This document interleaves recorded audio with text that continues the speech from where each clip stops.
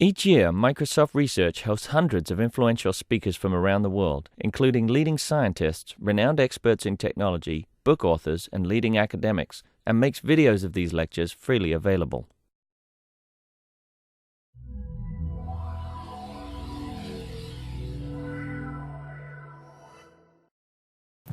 So yeah, I'm going to talk about information extraction today mostly.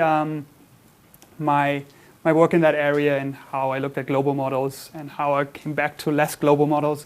To start, just to motivate this a bit. So this is one instance of an abstract of a biomedical paper that you find in the PubMed database.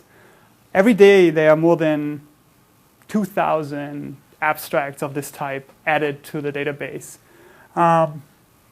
Now, if you're a biomedical scientist and say you care about the metabolic network of E. coli, which contains about maybe 700 reactions and 700 complexes or so, if you wanted to answer a question like, which reactions in this network have backup path, which means that if they have backup path, they're less suitable for targeting as a drug target. If you want to ask this question, you have to scan through a lot of literature. This information is essentially in there, but it's really spread apart, not at the same time, and not at the same place. So this makes your life really hard, right? Luckily, at least if you work on the metabolic network of E. coli, then since the 90s or so, people have started to take this literature and sort of manually mapped it to structured representations of these networks. So this is like one way of representing what the metabolic network of E. coli looks like. And now if you have a question like the one I asked you before, you really just query this database or this sort of structured representation and you get the answer right away. My research is essentially about going from these unstructured representations to more structured representations that you can easily query, visualize, and do data mining on and whatnot. So this is what I'm trying to do, go automatically from text to some kind of structured representation. As a sort of proxy to this type of complex networks that we would like to extract, people have been focusing on something called biomedical events and extracting these from text. And a biomedical event is just a state change of a biomolecule. For example, if you have a protein and you add a phosphor group to it, that's called a phosphorylation. Okay. Now, in biomedical event extraction, we are given sentences from these abstracts, for example. Like this guy here. And we're supposed to find out that in the sentence, there's first of all a phosphorylation mentioned. And this phosphorylation here is expressed in this phosphorylation expression here. And it has a theme, which is the biomolecule that the state is changing for, in this case, TRF2. And it has a type, which in this case is phosphorylation. There's another event mentioned in this text, which is a binding event between TRF2 and CD40. And again, like the theme is the set of proteins or biomolecules that abound in this case. And then finally, and this is what makes this actually useful, there's some representation of the causal structure represented in this text. So this word inhibit says that if you phosphorylate TRF2, then its binding behavior with respect to CD40 is changing. And we do this by adding this regulation event here that has a cause and a theme corresponding to the causal event and the consequent.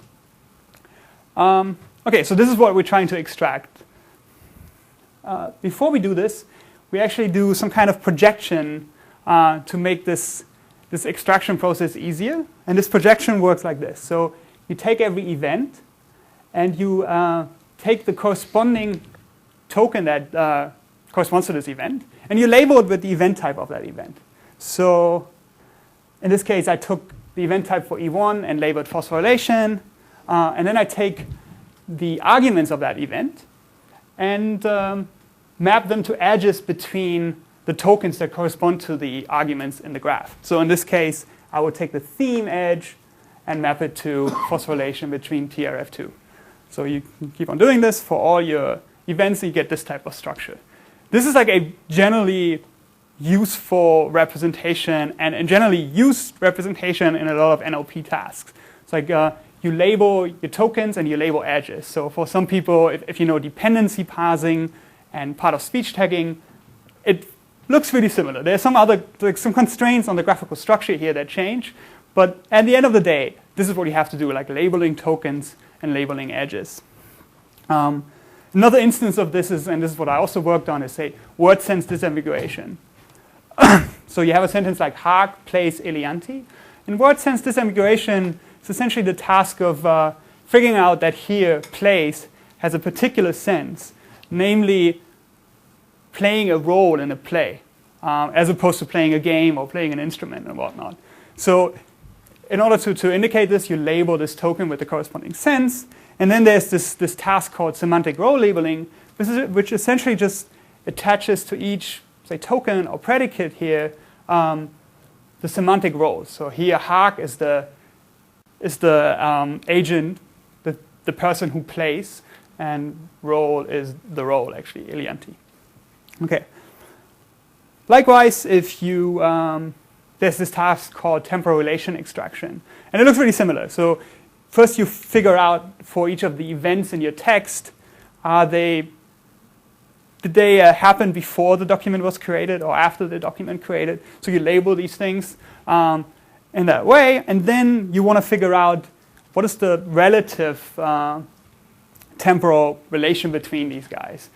So you figure out that introduction happens before become. So again, the same type of structure, and this you see throughout. So basically, this type of problem I'm going to talk about mostly in this talk. Okay, how do we tackle these problems? Generally, the way that most people have been doing this is in a pipeline way. So you would start by labeling the document time, figuring out that became happens before the document was created. And in this case, we actually found the right answer because became has a tense associated with it. So you can have some features that really figure that out right away. The pipeline may, though, make a mistake here because for introduction, at least naively, if you just look at the word, you don't really have a sense of what the what its temporal relation with respect to the document creation time is. So you make an error there. Well, then in the next step, you pass on your first best solution to the temporal relation between events stage. And this one would now, based on this wrong information about the document creation time information, would make a mistake as well. Because if this is after this guy, if this is after the document was created this before, then this can only be after it. Even though actually here you have a clear syntactic structure like this with X, Y became possible. That's a really clear feature for you to see that actually this guy has to become, this guy has to be before this event. But because your features already tell you, or these guys tell you that this one happened before, and the other way around, you're screwed. So, I mean, this is sort of the core problem with the pipeline, where sort of later steps can't really inform earlier steps of your pipeline. And like the more semantic knowledge you have, you would like to use this to improve earlier steps, of course. So ideally, that's where you want to get by sort of looking at syntactic structure and other information, and you want to reason in a global way. So this is just an instance of two problems. If you look at the whole NLP pipeline, it's generally just this type of structure. You tokenize, you tag, you parse, you label the tokens, and you label the edges. All of this happens in a one-best pipeline. Maybe you see some work where they use like an n-best pipeline corresponding to some kind of beam search. But often this is sort of resource wasteful, like you put too many candidates in your pipeline, you waste too much effort, or you don't put enough in there, and then you don't get accurate results, and you have another parameter to tune.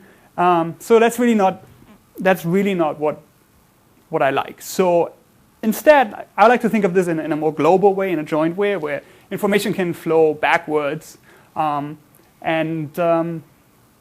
have been sort of focusing on this problem for quite a while, and again, mostly for these types, for these two steps. So I've been looking at event time, semantic role labeling, argument extraction, event extraction, and generally a token pair label, token label problems, and how we can do these jointly.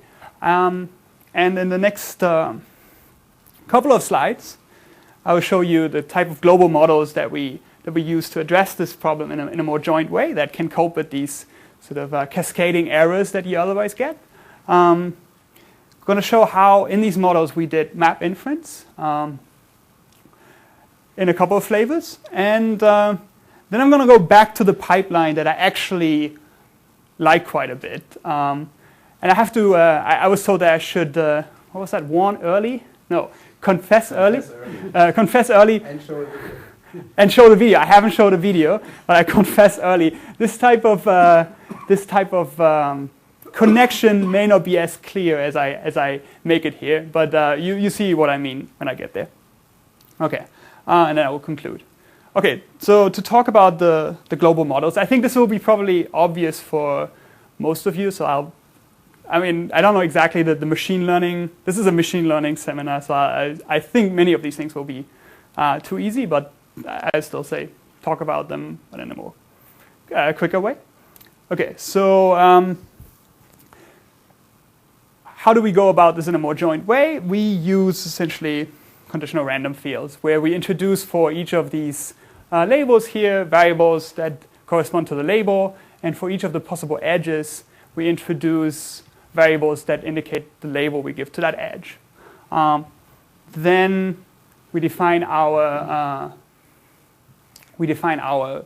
distribution as being sort of proportional to this product of factors, where we go over all the cliques that we care about in this model. And for each of these, we have some kind of potential function that is bigger than 0, and that looks at an assignment to the variables of these cliques and says how much it likes that assignment. So for example, we have these local factors or local potentials that just look at single variables here, and they would capture things like what's the tense of this word, or what's the context around it, and use these to determine a comparability of this label with this particular token.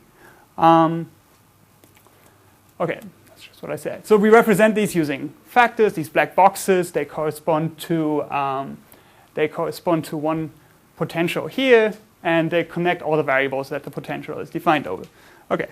The fun part is the factor here, the potentials that connect several variables. So these are the guys that implement, say, the rules of temporal reasoning in here. That says, like, if this is before and this is before, then this cannot be after or whatnot.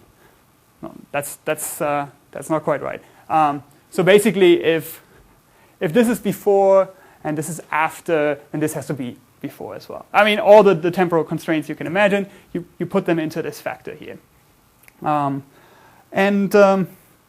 Then we take some training data and estimate the weights here, which correspond to features like is the tense here the past, and is the label before and whatnot. So we have some training data usually. So this is a whole like a supervised setting, and then we use some learning. And in my case, I've been mostly using Myra online learning, some kind of discriminative learner. But other options are possible. That choice really didn't make much of a difference to me. And this is what I'm going to talk about here, mostly because for the type of learning that I've been doing, this is the crucial problem. For any given sentence, I try to find the assignment of these variables that maximize the a posteriori probability. in the following, I'm just going to show you, based on these models, like how we could improve our performance. And then later on, I'm going to show you how we actually did tractable inference in these models. Notice that this obviously is not easy. It's not difficult to do. In fact, like the actual graphical models look much more complicated and denser because we have to look at a lot of tokens and a lot of edges.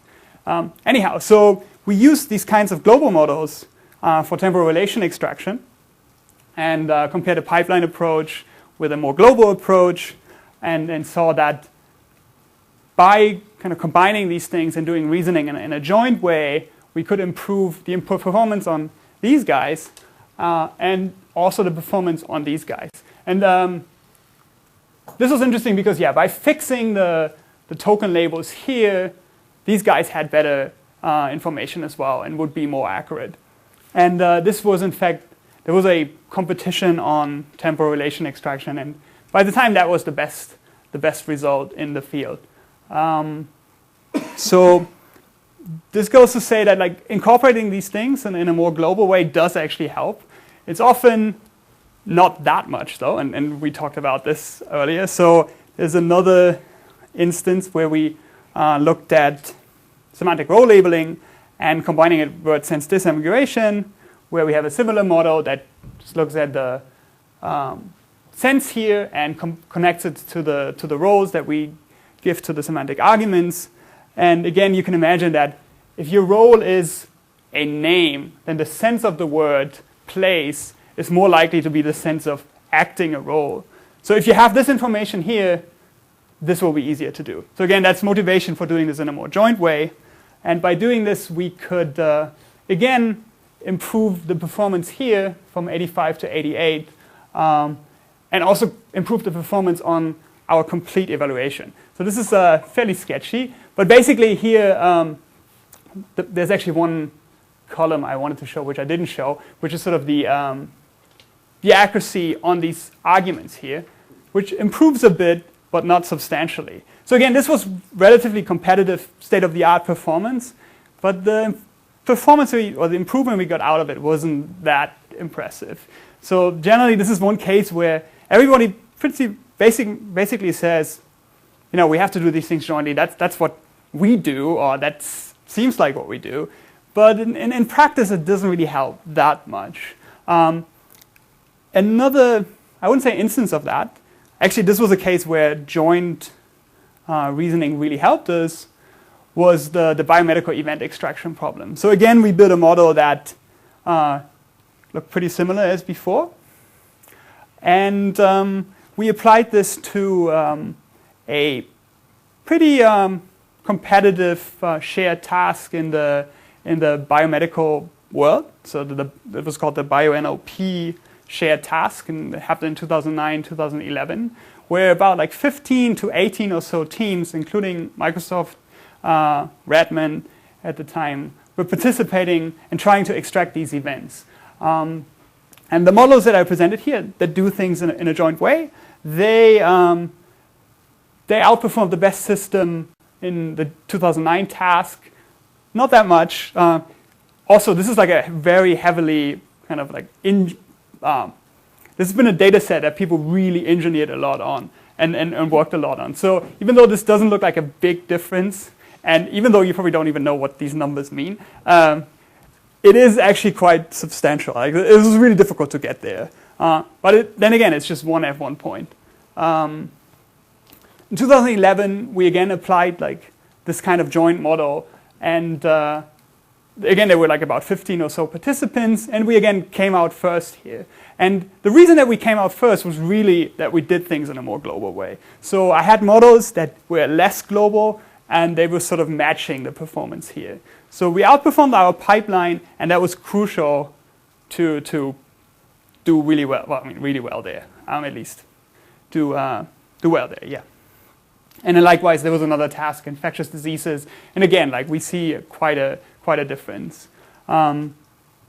So for me, at least this experience was that often when you talk about joint models or global models, and people say, well, you can just throw in more features and make your classifier better, and essentially add a lot of sort of proxy features that almost give you the same information that the first layer can give the next layer, then you don't really need to do this. My experience with this was that it still helps, and it's sort of crucial to do better.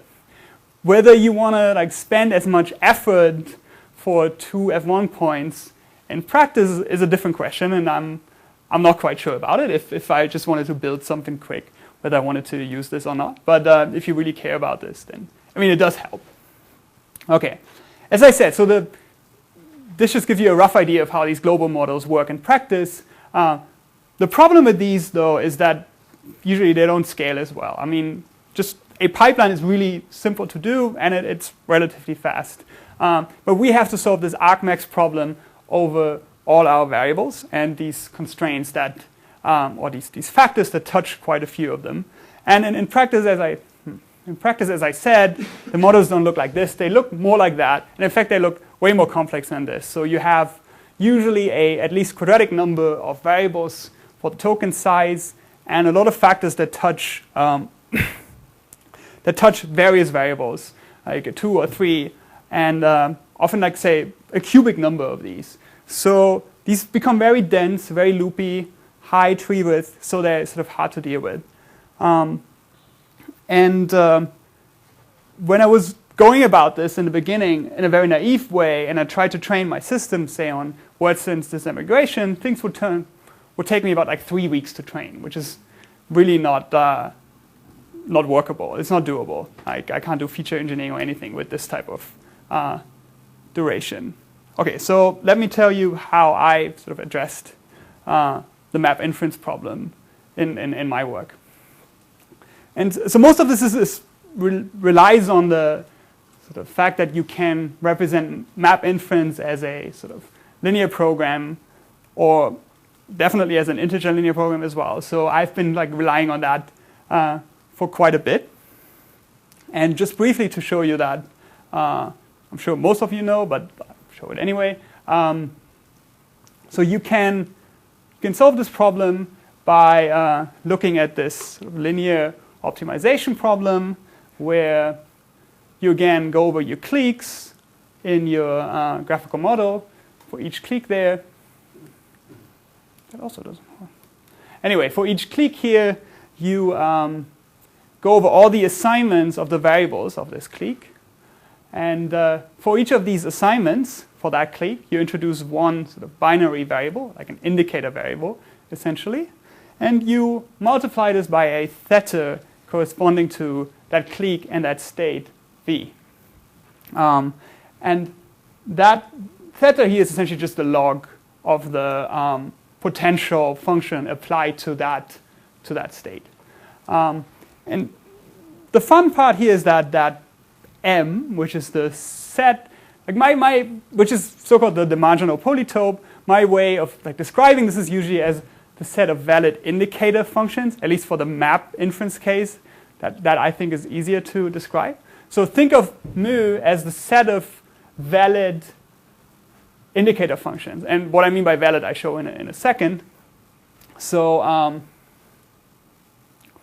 for example, we have for this variable here, and this factor, in fact, we have a variable mu1 none, which should be active if this variable here is in the state none, and this guy should be active if this variable is in the state cos. And we may have an assignment like this. And we have thetas or weights like that. And you already see that this doesn't really sound like, or doesn't look like a valid indicator variable. Do the same thing with all your factors, you get this type of assignment. So you first see that, as I said, there is some kind of violation of normalization constraints here. Like if these are real indicator variables, they shouldn't be all one, right? There should only be one active indicator variable at a time. So you can represent this constraint by just linear constraints on the mus. You just say this should sum up to 1. And I'm going to just show this as a sort of polytope. And I call this the simple polytope. I don't know. Tom, do you know what the name is for just the normalization Is there a name for it? Maybe not. Okay, it's just this normalization constraints. The marginal polytope and the local polytope. Yes, right. But this is even weaker than the local polytope. Like this is just a set of normalization constraints. I guess there's no name for it. So let's call it S. Whatever. Then there's this sort of local consistency constraint, which says that, well, if this variable here is in state none, this guy here can't be in a state cos phosphorylation because this is in phosphorylation and not in none. So there's some kind of local inconsistency between these guys. And you can again add linear constraints to your muse that make that problem go away.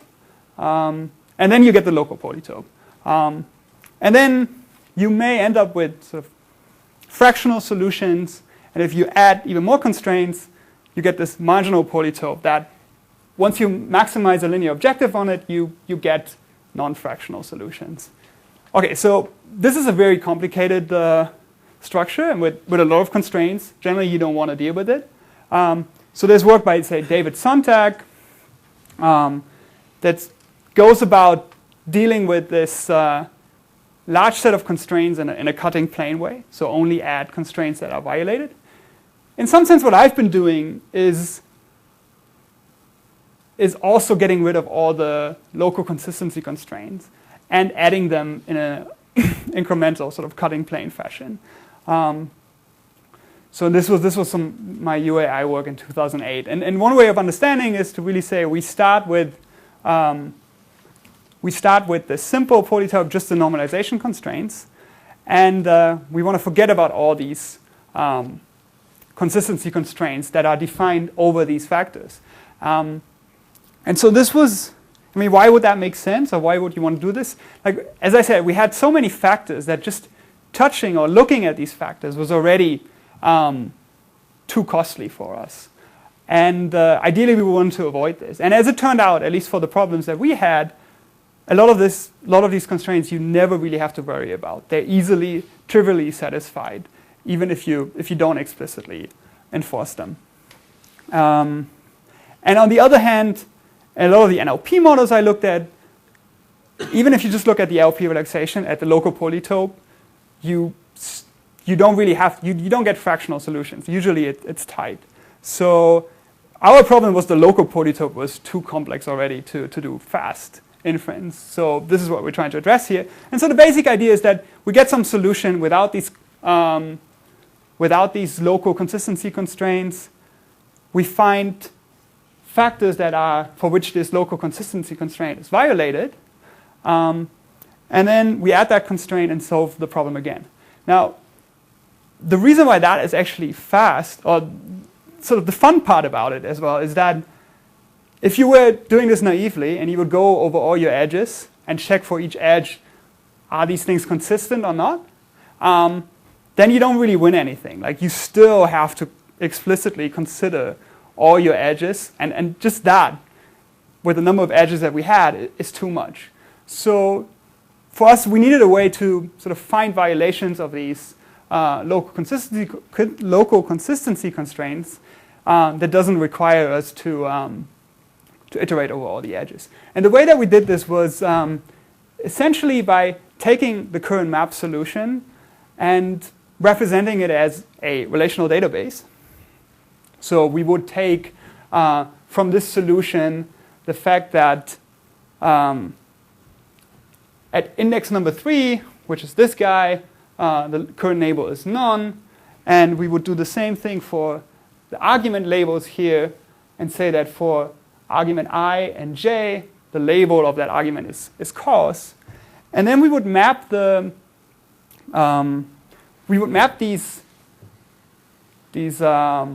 factors, or the non-local potentials, to SQL queries.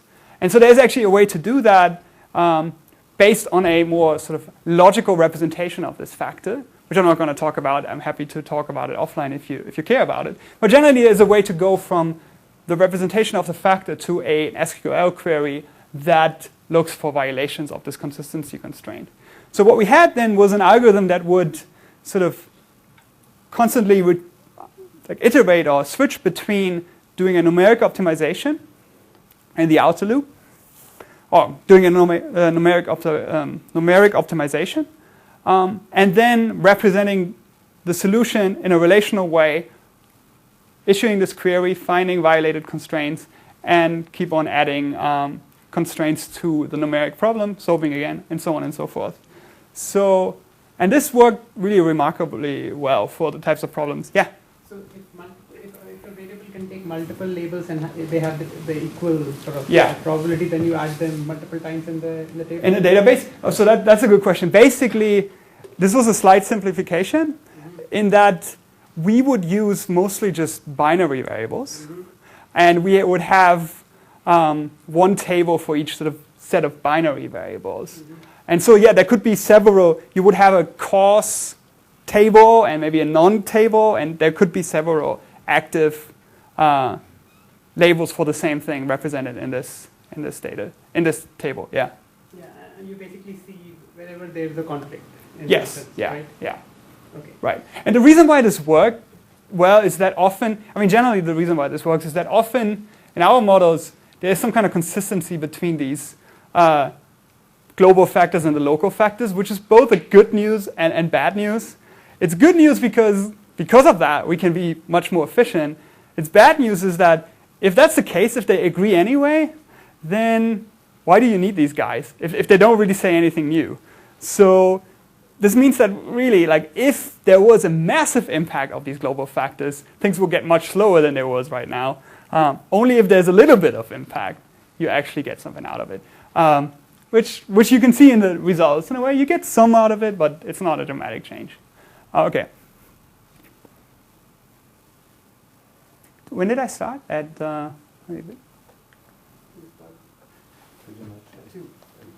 At 2? Okay. Then maybe, okay, just to show, like, basic for a word sense or semantic role labeling word sense disambiguation problem, we used this technique and reduced our time per sentence from 5 seconds to 65 milliseconds or so. So one question is, what did we use to find the solution for each subproblem, for each kind of partial problem? In my case, I was actually using an LP solver or an IOP solver sometimes.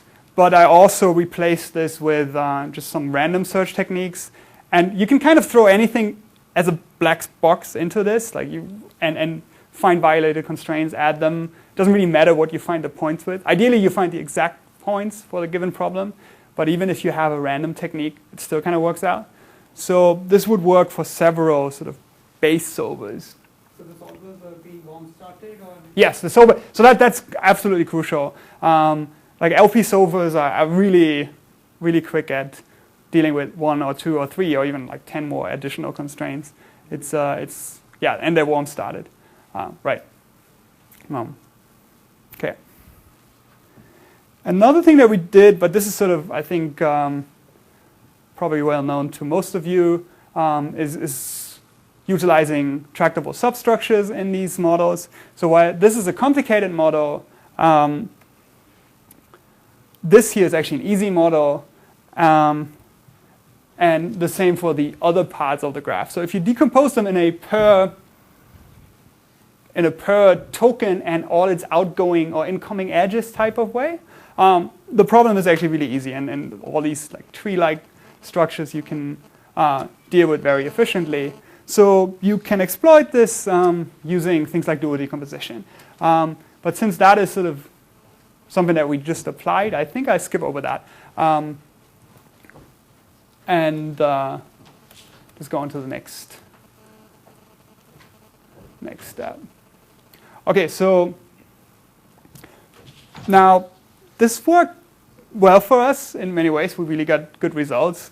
But I still thought that actually even like the more I worked with these global models, the more I realized that now everything's being connected, things become much more difficult to engineer, to sort of figure out what's the component to blame here, or what's the person to blame, right? Like who was responsible for the argument or the event extraction module. In the pipeline, I could just find that guy and then ask him to improve his improve this component here, like things are much more complicated. And also, like if you want to implement this like a pipeline, anyone can do, but all of this is slightly more complicated. If you have technologies such as Infer.net or things that can take away these kind of inference tasks from you, then I think that gives you a different angle. But still, a lot of this hasn't really made its way through to NLP. It's still difficult to apply for many people. Another thing, and this is just by design, these pipelines and NBEST pipelines, they do quite well because, I mean, they don't care about any kind of optimality guarantees and whatnot, but they sacrifice or they trade in like global features in a way. Like anything here in your event extractor can condition on large parts of the parsing structure without any problem. Of course, the problem is that you don't get guarantees, but you got much more expressiveness. So, and as I said, like the pipeline is actually quite nice if you debug and blame and engineer. So in some sense, I would love to sort of go like closer to this type of module or this type of architecture in even a more joint system. And so here's the catch. So I did some work that, and this is what I'm going to talk about, in where we sort of like take this pipeline and turn it into a vector graph and a linear chain vector graph. So it's clear that like you can think of every module as like one factor that touches its input variable, which is an exponentially sized tag variable with all the tag sequences you can have, and its output variable, again, exponential. And if we could do sort of efficient inference in linear chains like this with massive domain sizes, then pipelines and sort of more exact guaranteed sort of inference pipelines would become much more useful for us. And so we looked at sort of extending the domain sizes here in a way that we can still do tractable inference. But I really didn't look at, so I looked at variables where these things are here, maybe 1,000 or 400 or so labels, not yet exponentially. So we looked at large domain tagging with large domains, but not exponential domains. So if you're looking for sort of results that really look at parsers here, that's not going to happen. This is just a technique to speed up inference in chains with large domains, but not exponential domains. But I think we can actually get there. Let me make this quick now. Okay, just to remind you, how do you solve map in the linear chain? You use Viterbi, which is sort of defined as the max over the previous states here. Like say you want to get the forward score for the Viterbi forward score for this value here at this time slice. You just max over all the previous states or previous values of this slice, and you take the Viterbi score there plus the transition score. So that's easy. So you do this throughout your whole slice, and eventually you get Viterbi scores, which you use then to decode the actual map solution. In practice, like once you have larger domains, this max step here becomes expensive, and people use things like beam search to speed it up. So instead of looking at all the variables here, or all the values, you only look at, say, 3 or so. Now, that's actually a good idea, and that works. You can show when it works and when it doesn't work. It doesn't work if this constraint here is violated for any transition of between these two slices. So this constraint says that this guy here should be bigger, at least as big, as any previous state plus the transition. Now, if there's a previous state that we haven't considered for which this constraint is violated, so here this guy doesn't look really likely, but it has this super transition that would make this state much more likely, then it's violated. So an easy way to go about this and then to utilize this is to just say, well, let's just only work with the small domain, but if this constraint is violated, add the corresponding values to the problem and solve the problem again. And if you can show eventually that all these constraints on all these transitions are not violated, you actually know that you did the right thing. Like you have found the optimal solution. The problem with this is that if you were doing this naively and you look at all the transitions, then you haven't really won anything because you still have a quadratic number of sort of comparisons or checks you have to do. So there's an easy way to avoid this, which is just by looking in a sort of pre-calculating fashion, what's the maximal sort of outgoing score or outgoing transition from this value? And in this case, we know that the best possible transition has like maximally 0.3 score.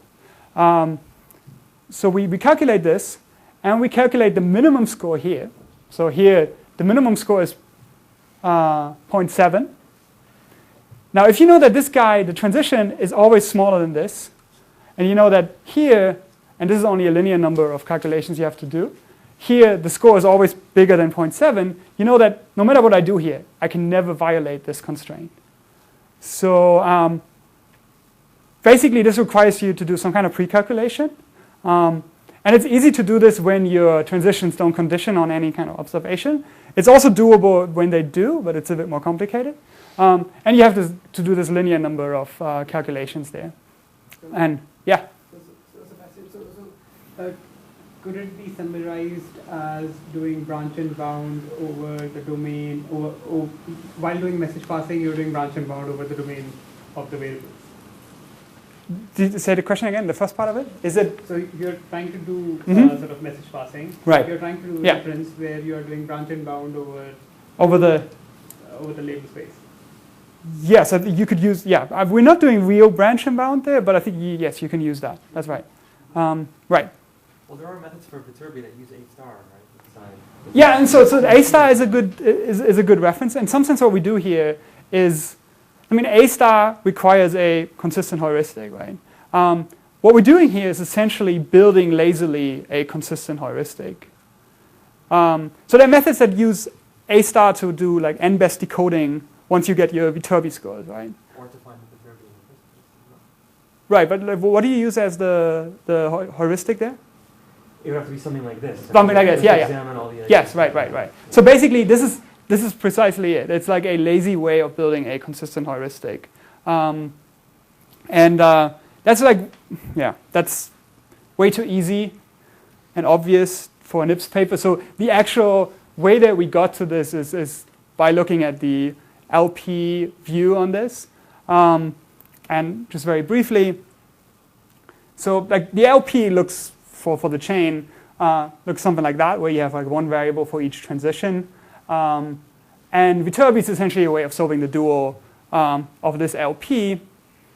Now, if you remember the constraints that we had here, they're really just, if you reformulate them a bit and you consider that these alphas here are the dual variables, these constraints, they're really just saying enforcing dual feasibility. So what each of these constraints that was violated, that's just a constraint in the dual. And what we're doing here is doing cutting plane in the dual, finding violated constraints in the LP dual. So that's it. And that view kind of helped us to do a couple of other things. So there's an easy way to take the backward dual with the better messages, add them to it, and then when you look for violated constraints, you have both your forward and your backward messages in it, which makes your inference much, which uses information that comes from later to decide whether one transition should be in or not, which generally is useful, and allowed it to do a couple of other things. So, yeah. Just briefly, the way this works is you start by kind of initializing your domains, like really small, but with just one or so values, and then you get the Viterbis. You look at the Viterbis, find violated transitions, add domains, add values to the domain where you need it, and you keep on going and do this until you converge. So it's relatively easy, and it works pretty well on the task that we looked at. This is a problem with 400 labels or so. Using Viterbi allows us to do, like, say, 60 or so sentences per second using this approach we bumped that up to about 780 sentences per second, while still being as exact as before. So all of this is there's no approximation in there. It still gives us optimal results. To get to a similar level of, sort of exactness in a beam search, we need a beam search of size 10, and that is still not as fast as what column generation gives us. And similar for part of speech with 40 labels. One thing I want to mention, so this looks similar, although not as impressive, because for 40 labels, the effect of this domain size decrease isn't really helping us that much. But one thing I want to say is that this is very easily generalizable to loopy models. Like you just do column generation or cutting planes in the dual of your LP. And I also use the column generation approach to get 10 times speed ups for dependency parsing. And the model looks a bit different, and the method of finding violated constraints is actually quite different. But it generally worked well for us. Like, okay, and I think I'm ready to conclude. So I made a point of pipelines suffering from cascading errors, and I want to make things more global. And I showed that using global models, you can actually do more accurate extraction. And they really help. You can use relaxation techniques and decomposition to really make the scale up. So at least in the per sentence models that I've been working on now, inference isn't really a problem anymore for the types of models that we looked at. And using decomposition methods, even on a per document basis, you can do this now, which I think is cool. This wasn't really clear when I started my PhD. So, and all of this was with exactness guarantees. So that was nice. But then again, also, I think the pipeline is great. And I think there are many reasons to make the pipeline or make global models more pipeline-ish. And I hope the column generation approach will be one step in this direction. But I admit that's still quite a way. And that's it. Thank you.